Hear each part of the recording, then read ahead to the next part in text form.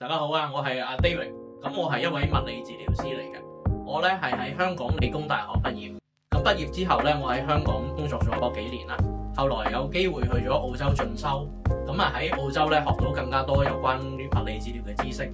咁依家咧我翻咗嚟香港，喺尖沙咀開設咗一間名為信念物理治療嘅中心。咁希望能夠用自己嘅專業知識啦，幫到更加多嘅患者去到舒緩痛症，重拾健康。咁喺香港頭幾年嘅治療經驗中，你有冇遇到啲咩係比較困難嘅？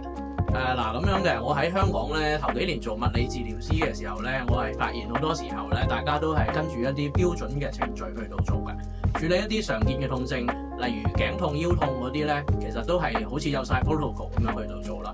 咁啊，我好記得啊，有一位患者咧，佢係一個上班族嚟嘅，咁佢成日同我訴苦，話佢有一個肩頸嘅痛症喎。咁我同佢做咗幾條治療之後咧，的確係有改善嘅。咁但係冇幾耐咧，佢又翻嚟喎。咁點解咧？我後來先發現，原來佢每日咧都要加班加到去凌晨嘅，仲要長時間坐喺一張凳度。咁喺嗰刻我先至醒悟到咯，原來我哋物理治療師如果唔考慮病人背後嘅生活模式咧，其實真係好難幫到佢哋去解決問題。咁你喺澳洲遇到嘅前輩對你嘅影響有幾大咧？可唔可以舉一個具體嘅例子啊？其實我當時咧喺澳洲做私人診所嘅時候咧，我嗰個老闆咧就係一個非常之有經驗嘅前輩嚟嘅。咁佢其中一句説話咧，令我到係至今都係記憶猶新嘅。佢話原來每一個患者佢嗰個症狀背後都係有一個故事嘅。佢話我哋其實物理治療師咧係應該解決個故事，而唔係解決個症狀咁簡單嘅。咁有一次咧，佢就係帶我啦去處理一位慢性腰痛嘅患者。咁嗰個腰痛患者其實佢症狀唔重㗎，但係咧嗰個前輩咧佢就用咗好多嘅時間咧去了解佢嗰個患者嘅家庭狀況。咁啊，原來我哋最後發現佢個壓力其實係來自佢工作同埋家庭雙重嘅負擔嚟。咁我哋就變咗我哋調整嗰個治療計劃咯。我哋唔係淨係針對佢個腰痛㗎，亦都教佢點樣減壓。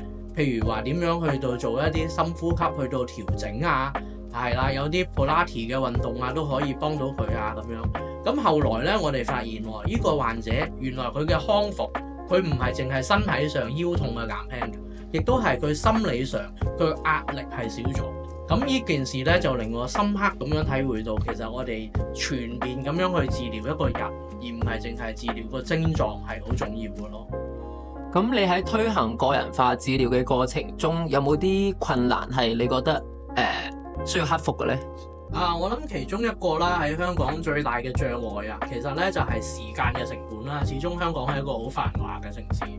咁我哋有一次啦，我哋有一個病人，原來佢係一位工人姐姐嚟嘅。咁佢腰痛得好犀利，咁啊嚟睇啦。但係佢又好趕時間翻去做嘢喎，佢又冇乜錢喎，佢希望一次就能夠解決問題。咁我當時其實咧覺得個壓力都好大嘅，因為我哋治療，我哋好多要花時間同佢解釋嗰個理念啊，解釋嗰啲運動啊咁樣，但係佢又未必能夠即刻學識，即刻接受。咁我就後來咧，我將個重點放翻喺教育方面啦。我用一啲簡單嘅例子喺治療嘅過程入邊咧，同佢解釋點解佢個腰痛唔能夠急住好咧。我哋有一個好似種樹咁嘅比喻啦。我哋其實做物理治療，我哋唔係淨係醫啲樹葉，即係嗰啲症狀，而係我哋要鞏固嗰啲樹根，即係要揾到問題嘅原因，去到根治嗰個問題咯。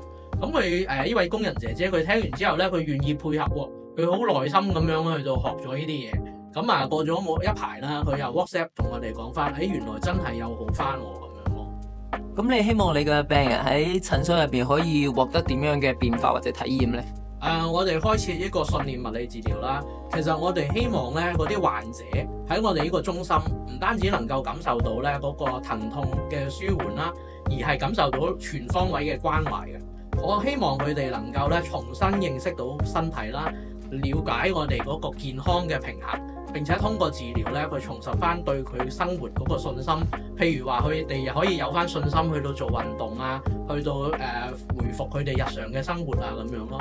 我希望我哋信念物理治療能夠成為一個俾患者釋放壓力、感到被尊重、被了解嘅地方咯。咁唔單止係治療咁簡單，亦都係咧希望能夠幫助佢哋重新建立一個健康嘅生活方式嘅。